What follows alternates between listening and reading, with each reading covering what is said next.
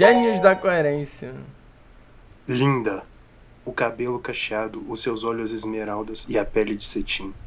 Mas se a beijava, vi um cheiro de esgoto que saía de seu estômago e entrava em meu nariz.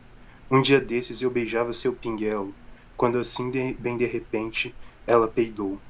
Então pude constatar que o cheiro da sua boca era igual. Depois disso eu concluí: cu e boca é tudo a mesma coisa.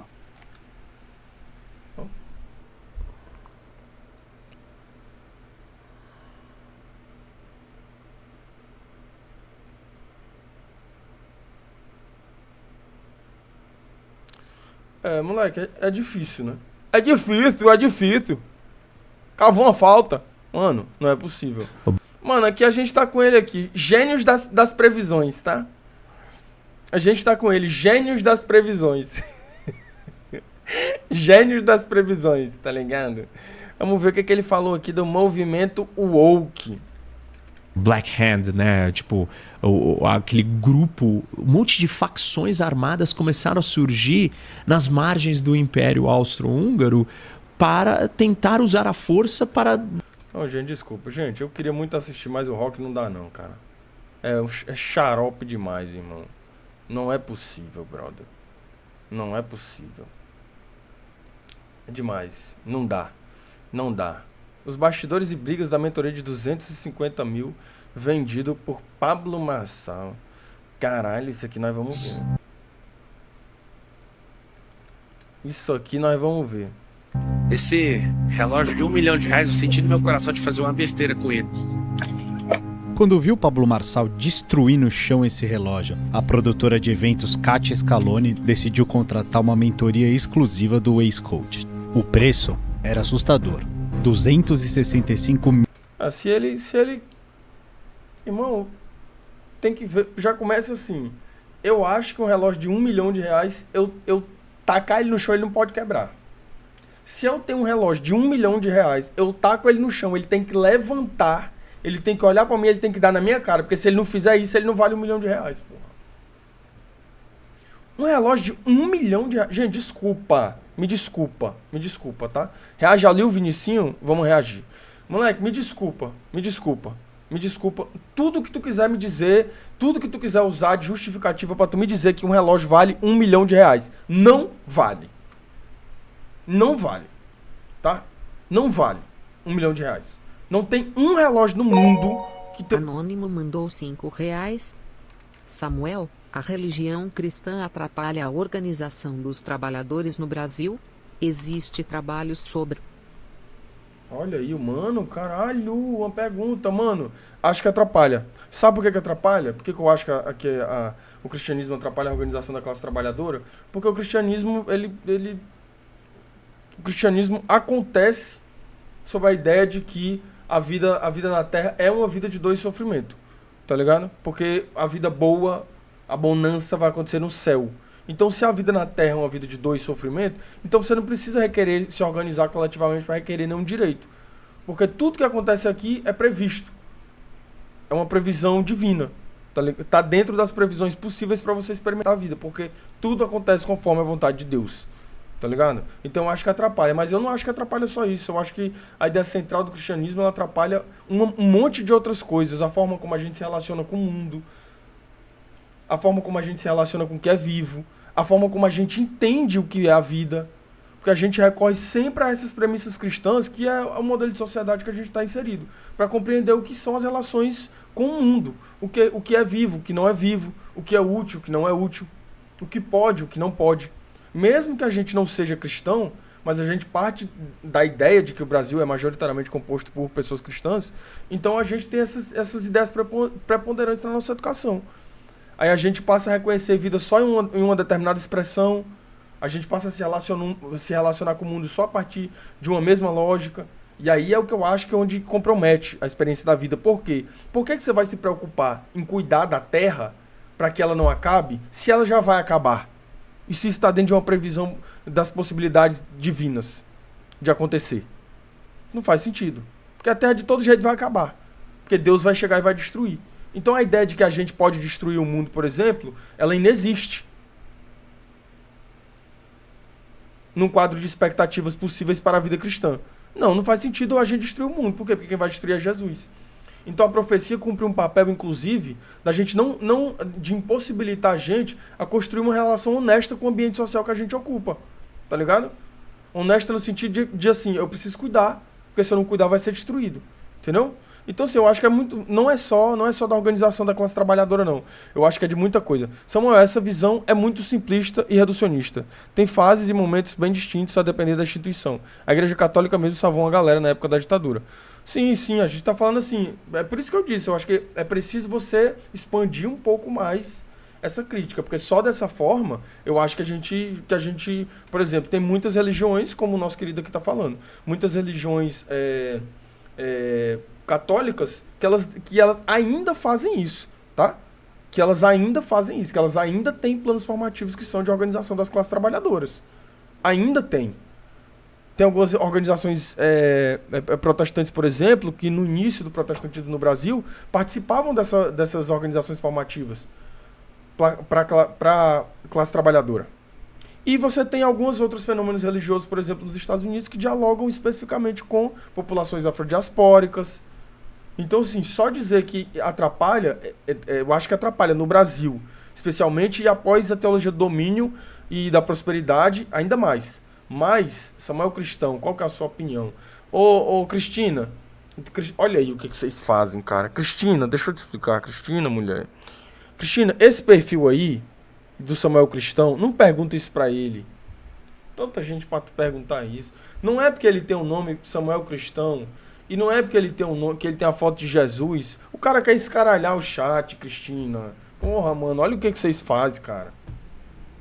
O cara quer escaralhar o chat, mulher. Não faz essa pergunta pra ele. Pô, mano, muda essa tua foto, muda esse teu nome. Eu já falei pra ti, cara. Puta merda, R$1.000 cara. por 4 meses. O UOL teve acesso aos bastidores do programa VIP de mentoria de Pablo Marçal. Os valores pagos O lugar de fala dele. Ai, meu Deus do céu. variam entre 200 e 300 mil reais por uma mentoria de 4 meses. Esse programa se chama O... Peraí. O cara cobra 300 mil reais. 300 mil reais pra olhar na tua cara e dizer tu não consegue porque tu não se esforça? Gente.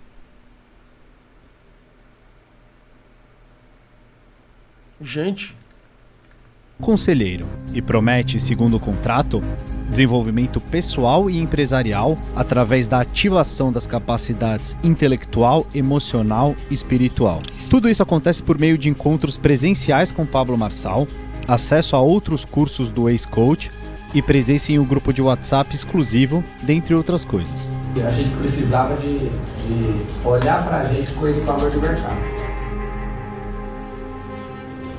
O UOL teve acesso ao conteúdo compartilhado nesse tal grupo exclusivo entre o dia 27 de dezembro do ano passado e 15 de abril desse ano. Além disso, a gente também consultou cópias integrais dos contratos. Moleque, mano, 300 mil reais num curso do Pablo Marçal. Gente do céu. Gente, não é possível isso, mano. Caralho, irmão. Contratos assinados pelos participantes. O cara tá falando, a notícia é velha, mas a discussão é sempre necessária e presente. Tá ligado? O bagulho é louco. Covarde, curte a live. Quando entram no programa. Ao longo de todo esse período, o grupo teve pelo menos 54 participantes. Faziam parte desse grupo empresários dos setores de saúde e tecnologia, um aluno de uma universidade americana e outras pessoas. Muitas delas querem ser como o Marçal, se tornarem elas próprias coaches e mentores. É óbvio. Generais, façam um dia extraordinário. É óbvio. Essa saudação, ou alguma variação dela, era enviada quase que diariamente aos alunos que contrataram a mentoria. Samuel Xamã mandou R$5. Boa noite, covarde. Hoje não irei escaralhar, é só o boa noite mesmo. Forte abraço aos mamíferos. Irmão, cara, por favor. Eu acho que às vezes a gente perde o discernimento do que é razoável. Só pode, mano. Só pode. Quer saber o quanto o SP tá arruinada? Eu já vi ambulante vendendo esse boné do Marçal no trânsito. E uns 15, 10 carros comprando rapidamente. Caralho. Caralho, irmão. Moleque, agora vamos combinar. Que quando ele chamou... quando ele chamou o Datena de Da Pena, eu ri muito, ó, cara. Da Pena.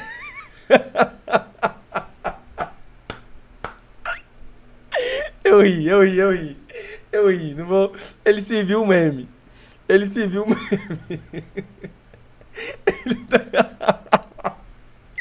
Quando ele chamou o Datena de Da Pena, foi foda. Fala, Samuel, é o seguinte, eu falo de um lugar que é de um cara que é um homem branco, de classe Da média, pena. que vem da capital, cis, Da etc. pena, E eu sei que eu falo de um lugar de muito privilégio. Fala, Porém, me covarde. identifico muito com a teoria marxista, Da com pena, o fato da Revolução Comunista, etc. E apesar desse lugar meu de privilégio, eu queria saber qual seria meu papel nessas lutas de classe, nessas lutas para a igualdade racial e Moleque. tantas outras, sendo que eu falo desse lugar de tanto privilégio. Mano, tô falando de um lugar de tanto privilégio. Moleque, vamos lá. Primeiro, esse lugar de tanto privilégio, ele se confirma? Porque você pode ser um homem branco, hétero, ter o olho azul, ter o cabelo loiro e ter nascido fudido. Se confirma esse lugar de privilégio? Essa é a primeira coisa. Porque privilégio pra mim não é conferido só pela tonalidade da pele, é pela experiência e pela trajetória de vida. Tá ligado? Esse lugar de privilégio, ele de fato se confirma na sua trajetória de vida. Porque se você tiver... Eu tenho um amigo branco, loiro, do olho verde, que a porta da casa dele não tinha porta. Morava dentro da periferia e ele não tinha porta. Tá ligado? Ele não tinha porta, a casa dele. A mãe dele e o pai dele abandonaram ele, os dois. Tá ligado? Ele estudou comigo na minha escola do município, chamava Edson, tá ligado? Passou na faculdade de administração na UFC, depois passou no concurso do Banco do Brasil, mas a casa dele não tinha porta. E ele morava dentro da periferia. Aí eu vou chegar pra uma história de vida dessa. De um pai que abandonou. De uma mãe que abandonou. De um cara que vivia com o que começou a trabalhar criança. Criança ele começou a trabalhar. Tá ligado? Que os irmãos começaram a trabalhar criança. Que pediam dinheiro no sinal pra conseguir comer. E que depois começaram a trabalhar. Aí eu vou olhar pra esse cara dentro da universidade de administração. Eu vou falar pra ele, eu vou falar assim: tu tem privilégio? Porque tu é branco e tem um olho verde? Eu não sei a história de vida do cara, mano. Tá ligado? Eu nasci numa periferia, mas a minha casa tinha porta. E aí? Meu pai foi embora, mas minha mãe ficou comigo. Então, mano, assim, eu não sou advogado dos brancos, tá ligado? Mas eu acho que a gente tem que analisar muitas das respostas às nossas questões, elas precisam ser investigadas onde? Nas narrativas, nas histórias de vida, nas trajetórias, na experiência, no que Vina Dai chama de violência cifrada. No que Vina Dai chama de descida ao ordinário. Que ela chama de conhecimento venenoso. Tá ligado? Que é esse conhecimento que é aprendido de forma violenta, truculenta, cifrada, que é experimentado no cotidiano. Eu acho que é muito melhor você convidar a pessoa a apresentar a sua trajetória, a falar sobre quem ela é de fato, a dizer de onde ela vem de fato, do que eu olhar para a marca social dessa pessoa e dizer: você é branco, o olho do olho azul, cale sua boca. Eu não sou essa figura. Você vai encontrar um monte de outro militante que é assim. Eu não curto isso. Eu não gosto disso, tá? Agora, é claro, vez ou outra eu vejo um branco fazendo branquice. E aí eu não posso deixar de... Irmão, isso aí é coisa de branco. Desculpa eu te falar. É evidente que eu faço isso. Mas você não vai me ver acionando o dispositivo de racialidade constantemente, de forma deliberada, porque eu acho que é um assunto seríssimo. Você não vai me ver olhando pra uma pessoa branca dizendo: cala sua boca, porque você não pode falar, porque você não tem... Você não vai me ver, mano, fazer isso. Você não vai me ver. Primeiro porque eu sou um cientista social, já começa daí. Tá ligado? Porque pra mim essas coisas são sérias. E depois que eu acho que tem algo na história de vida que precisa ser considerado. O que é? Trajetória, parceiro. Trajetória. Você é um homem branco do olho azul, mas de onde você vem? De onde você fala? De que lugar você fala? Tá ligado? Qual que é a sua história de vida? Tá ligado? É o que eu acho, assim. Mas aí, assim, é evidente, há algumas coisas que precisam ser consideradas na sua marca social. E aí é quando eu acho necessário você acionar a categoria. Porque nesse momento você aciona a categoria da marca como um marcador de diferença para você analisar essa trajetória. De que forma? Da forma que a trajetória e a categoria se atravessem. Porque se eu distanciar as duas e se eu analisar só a categoria, eu não vou estar analisando pessoa. Eu vou estar analisando quem? Indivíduo. Indivíduo. Tá ligado? E é um equívoco a análise de indivíduo. Por quê? Porque não é quantitativo. A vida não é quantitativa, a vida é qualitativa. E por que eu vou recorrer sempre a uma categoria específica para analisar todo um contingente? Para analisar uma história de vida, uma trajetória? Não dá. Não vai dar. Porque tem lugar que essa categoria não vai conseguir chegar. E o que é que vai conseguir chegar? Nada além da própria experiência. Então o que é que a gente pretende na antropologia? O que é que a antropologia sugere? Que esse indivíduo, que essa narrativa, que essa trajetória, ela seja evocada. E ela ela acione as categorias necessárias para ser compreendidas. E não eu chegar e dizer, pá, toma, tu é isso, isso e aquilo. Porque aí não é comigo, tá ligado? Não é comigo e não é com a antropologia. E vou falar mais. Se você vê um antropólogo fazendo isso, saiba que estudou errado. Saiba que fez o curso todo ao contrário. Por qual livro começar lendo Vinadais? Lê A Violência da Partição. Tá ligado? A Violência da Partição. Então, eu acho que é essa parada. Mas vamos lá, vamos voltar pro corte. O conselheiro. Marçal é a grande estrela do programa e é venerado pelos alunos. Mas ele não está diretamente no grupo de WhatsApp. O grupo é gerido por funcionários e administradores, que convidam os participantes para vários eventos, como corridas com o ex-coach, pescarias, provas de triatlo e encontros semanais via Zoom. Até algumas ofertas bizarras. Não, eu acho que olha só. Pra gente pensar a discussão racial no Brasil, eu acho que a gente tem que considerar algumas dimensões que a gente não faz para pensar a discriminação racial. Tá ligado? Quais são as dimensões para pensar essa discussão? Primeiro, a dimensão da forma como... Que é uma discussão que a gente já teve aqui várias vezes, da forma como se construiu a maneira de discriminar no país. Depois, das terminologias adequadas para se pensar a discriminação. O que é injúria, o que é discriminação, o que é racismo, o que é segregação racial. Depois, pensar a branquidade como um fenômeno. Que eu não penso branquitude, porque para mim branquitude é o oposto de negritude. E não é. Negritude é um movimento que pretende ser organizado de forma coletiva ou individual, com a intenção de se manter vivo, com a intenção de superar uma lógica discriminatória e subjugadora. Isso é negritude. A branquitude não é o oposto disso. Então eu não penso em termos de branquitude, eu penso em termos de branquidade. Tá ligado? Então essas dimensões, elas todas precisam ser consideradas, mas de um jeito sério. Mas não de um jeito assodado, não de um jeito que a gente chega e a gente começa a taxar determinadas figuras, a gente recua sempre a uma categoria universalista para compreender a experiência. Não é isso que antropólogos fazem, tá?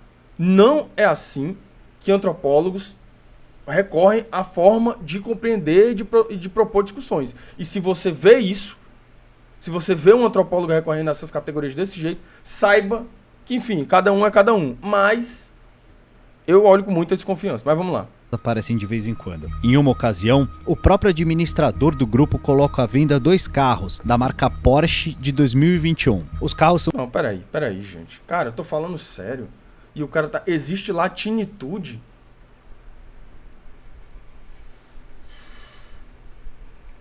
Mano, às vezes é difícil.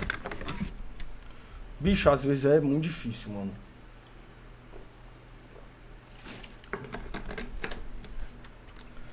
Brother, às vezes é muito complicado, sinceramente, cara.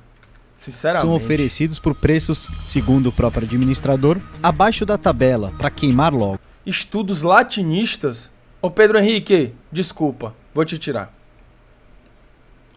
Pedro Henrique, desculpa, parceiro. Eu vou te tirar. Desculpa. Os valores são de 450 mil por um, 850 mil.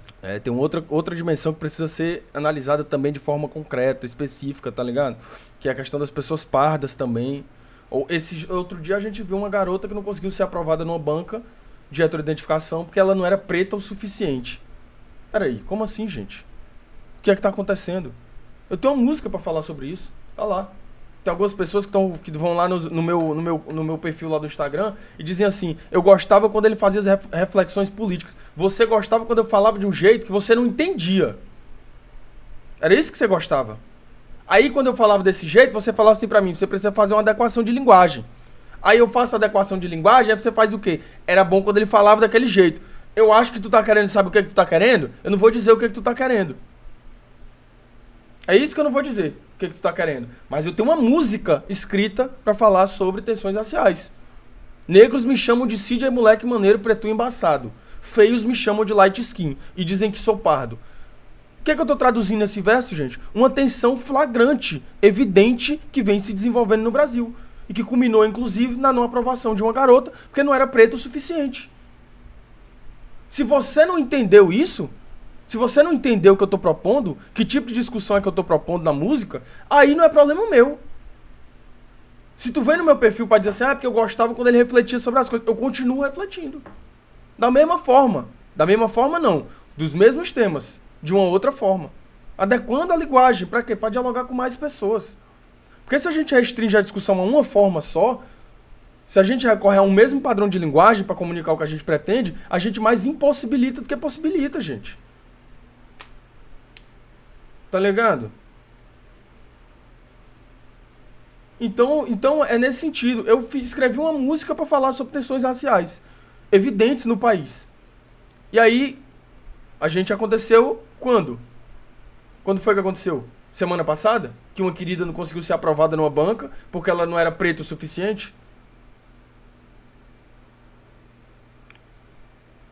Tá ligado? Música do Samuel fala sobre latinas? Fala também. No final da música fala sobre latinas também. Que é uma outra tensão evidente.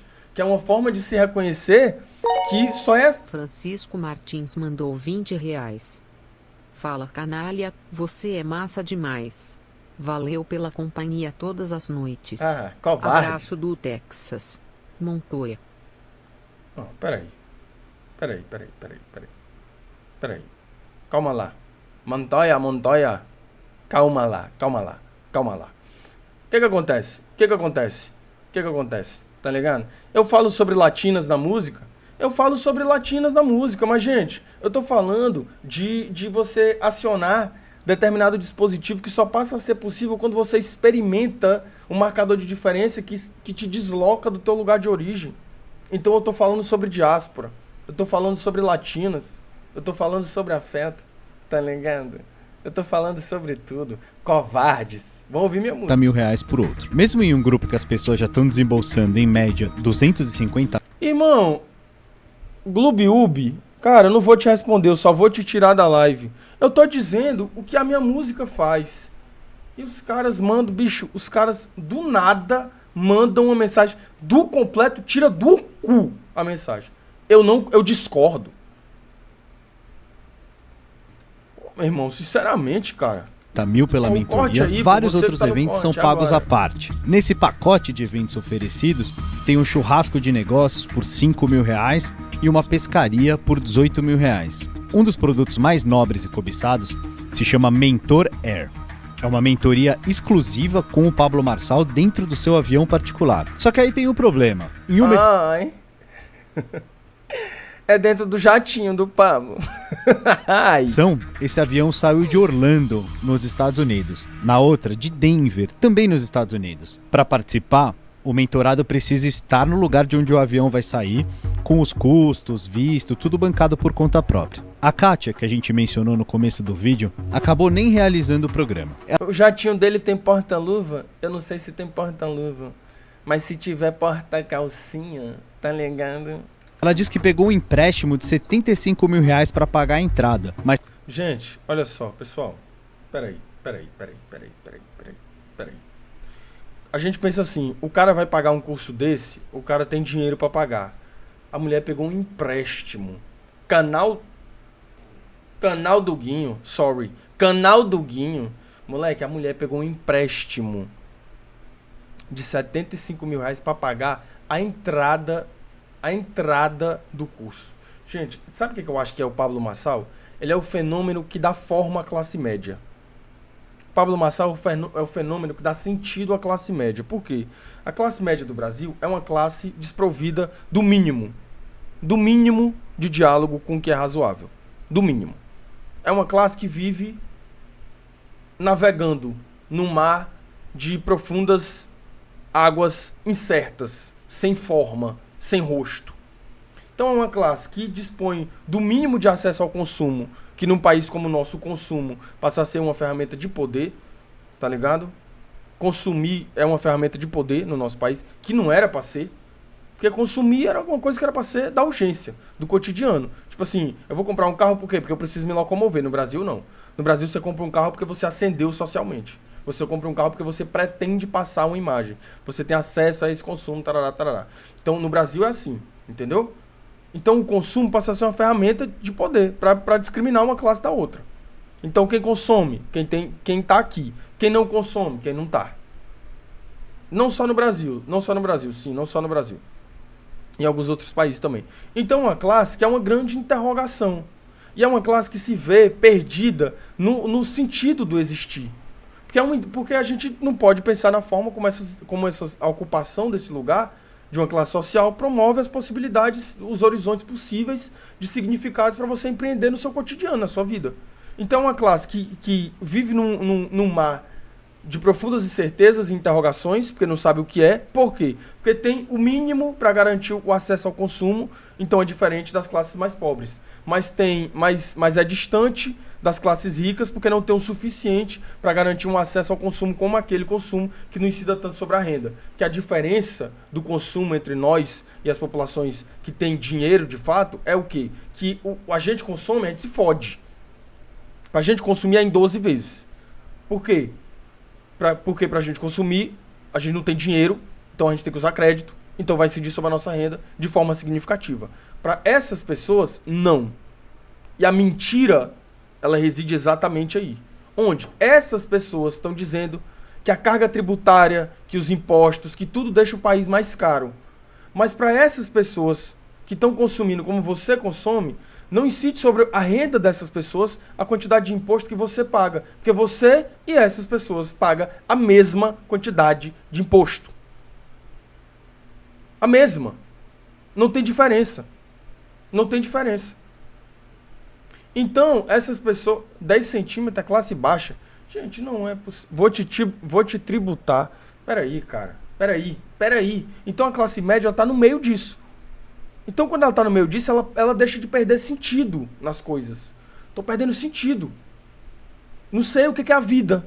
Preciso de um significado. Eu preciso de um sentido. Eu preciso de um propósito. Eu não sei para que viver. Eu não sei para que acordar. Essa é a classe média. O que o Pablo Marçal faz? Eu estou aqui. Eu sou o algoz de toda essa necessidade. Então, vocês vão ter um sentido. Vocês vão ter uma razão para acordar. Todo dia. Só que essa razão vai te custar uma coisa que tu não tem. Pra afirmar em ti que tu precisa ter. E o que é? 300 mil reais pra pagar num curso. E a pessoa tem que fazer um empréstimo de 75 mil reais pra dar entrada num curso do Pablo Marçal, porque acha que depois de lá vai mudar a vida. Vai transformar a vida. Então, gente... A gente acha que as pessoas que estão dispostas a fazer isso são pessoas que têm dinheiro. A gente está vendo que se você precisa fazer um empréstimo de 75 mil reais para fazer um curso, é porque você não tem dinheiro. Você precisou fazer um empréstimo, porque senão você tinha. Então, é o grande, talvez seja o principal produto da classe média do Brasil, Pablo Marçal. Tá ligado? Mas se arrependeu e dentro do prazo legal. Ó, tu que tá no corte, não escaralha não, que eu sei que tu deve estar escaralhando aí. Tu já tá gostando de mim agora? Voltou a gostar de mim? Legal, pediu o dinheiro de volta. Como ela não recebeu... Moleque, simplesmente 310 pessoas na live, tá ligado? Curtam. Ela entrou na justiça contra Pablo Marçal e sua empresa. Na ação, ela conta que quando pediu o dinheiro de volta, a equipe do Pablo Marçal... Não, e 20 likes... Não, gente. Gente, não tem 20 likes, gente. Não é possível. Não tem 20 likes. Porra, galera, vocês estão de sacanagem comigo. Tem quantos likes aí, gente? Porra, não estica a corda. 245. Porra, mano. Sal, ao invés de devolver, tentou convencer ela a continuar no grupo com uma oração. No começo ela balançou e hesitou, mas depois percebeu que não ia conseguir pagar o empréstimo que ela tinha pegado no banco. Por isso, insistiu que queria o dinheiro de volta. Esse pedido foi feito no dia 18 de março e até hoje ela não teve o dinheiro devolvido. Na ação, além desse valor, ela ainda pede uma indenização de R$100 mil por danos morais. Em outro caso que foi parar na justiça, uma aluna chamada Deise Aparecida de Paula disse não ter tido o acesso prometido em contrato a Pablo Marçal. Ela pagou mais de R$250 mil pela mentoria ou conselheiro. Na justiça, porém, ela foi derrotada. Marçal conseguiu provar que ela teve oportunidades para encontrar com ele, mas acabou não aproveitando. Procurada pela reportagem, ela não quis comentar o caso. Na decisão do processo de Deise, no último dia... Mano, se o cara faz a mentoria do Marçal, então ele é mentorado? 9 de julho, o juiz do caso diz que não é crível que uma pessoa adulta acredite na inevitabilidade do seu enriquecimento financeiro pelo mero fato de realizar... Não, peraí. Mano, o que eu tô falando pra vocês é isso. Irmão, Samara chegou aqui, chegou na live, Samara só fazia perguntas muito precisas, tá ligado? Só fazia perguntas muito assertivas, sempre com contribuições muito importantes. E de repente Samara me manda essa mensagem: Samuel, quando você vai me pagar o que prometeu por engajar na live? Irmão, vocês corrompem todas as pessoas. Todas. Incrível. Chegou aí. Ô Edmilson, calma lá. Edmilson, calma lá. Moleque, todo mundo, velho, porra, bicho, isso é foda, cara. Dar um curso de capacitação.